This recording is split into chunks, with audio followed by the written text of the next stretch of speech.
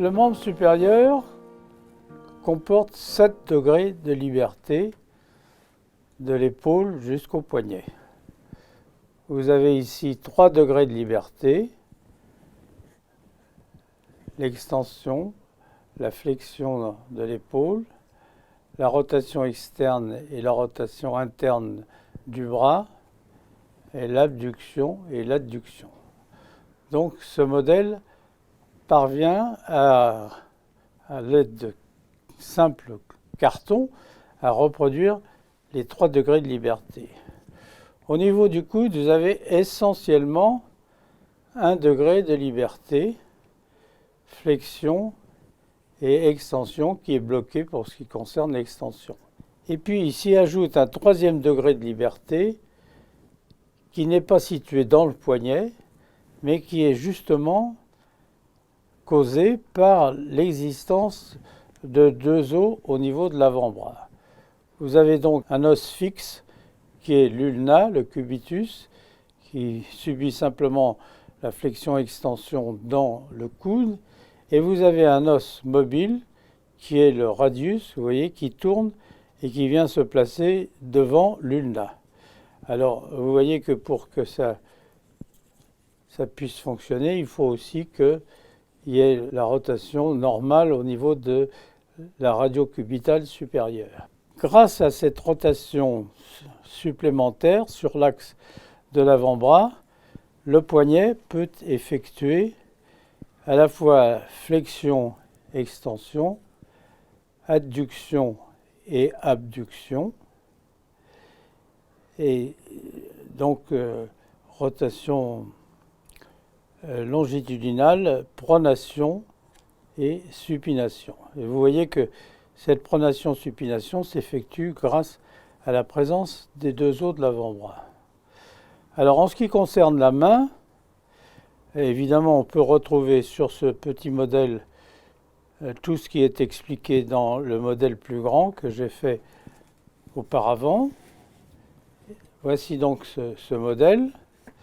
Ce modèle explique 3 choses importantes. D'abord, il explique la flexion oblique des doigts. Vous voyez que mon index fléchit directement dans la paume, dans le plan perpendiculaire au plan de la paume. Mais plus on se dirige vers les doigts internes, et plus la flexion oblique vient converger vers la base du pouce. C'est très important pour obtenir l'opposition entre le pouce et les doigts cubitaux. Vous voyez que grâce à cette flexion oblique des doigts, on peut opposer tous les doigts longs avec l'index, avec le médius, avec l'annulaire et avec l'auriculaire. Et le pouce peut encore venir plus loin dans la paume jusqu'au pli palmaire supérieur, ce qui est réuni dans la cotation de l'opposition du pouce, qui est une cotation globale partant de 0 lorsque le pouce est près de la paume, jusqu'à 10 lorsque le pouce est situé dans le pli supérieur de la paume. Et puis intermédiaire, vous avez 3, 4, 5, 6, 7, 8, 9, 10. Voilà. Alors, c'est fait par ce modèle, vous voyez, simplement par l'orientation des axes. Vous voyez que là, les axes sont perpendiculaires. Ici, ils deviennent de plus en plus obliques. Et vous voyez que là, vous avez une flexion oblique de l'annulaire. Et ici, qui est encore plus marquée au niveau de l'auriculaire. Mais il y a un phénomène supplémentaire qui vient s'additionner, c'est le creusement de la paume grâce à la rotation longitudinale du 5e métacarpien. Donc vous voyez que là, vous avez la flexion oblique des doigts qui converge vers la base du pouce. Ça, c'est le premier enseignement de ce modèle. Évidemment, vous avez des élastiques qui maintiennent les articulations et puis des cordons qui réalisent les muscles. Vous voyez, ça, c'est un muscle fléchisseur profond de l'auriculaire. Alors, nous arrivons à la deuxième partie, c'est le pouce.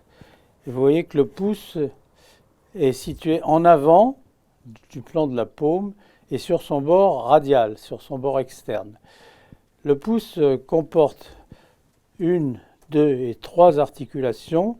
L'articulation de base, c'est la trapézo-métacarpienne, qui est une articulation spéciale. Elle est spéciale parce que c'est un cardan, comme je vous ai montré sur le modèle élémentaire. Vous voyez ce cardan, il a un axe et un deuxième axe. Et grâce à ces deux axes, le pouce peut réaliser la rotation dans l'opposition du pouce. Vous voyez que ici, la troisième phalange regarde cette fois-ci en arrière, alors que quand le pouce est dans la position d'extension complète, il regarde en avant et en dedans. Donc le pouce a subi automatiquement, du fait de la présence de cette articulation cardan à sa place, à sa base, il a subi la rotation longitudinale pour opposer correctement à l'auriculaire. Alors, ce qui est très important, c'est de comprendre que cette articulation de type cardan réalise la rotation longitudinale du pouce.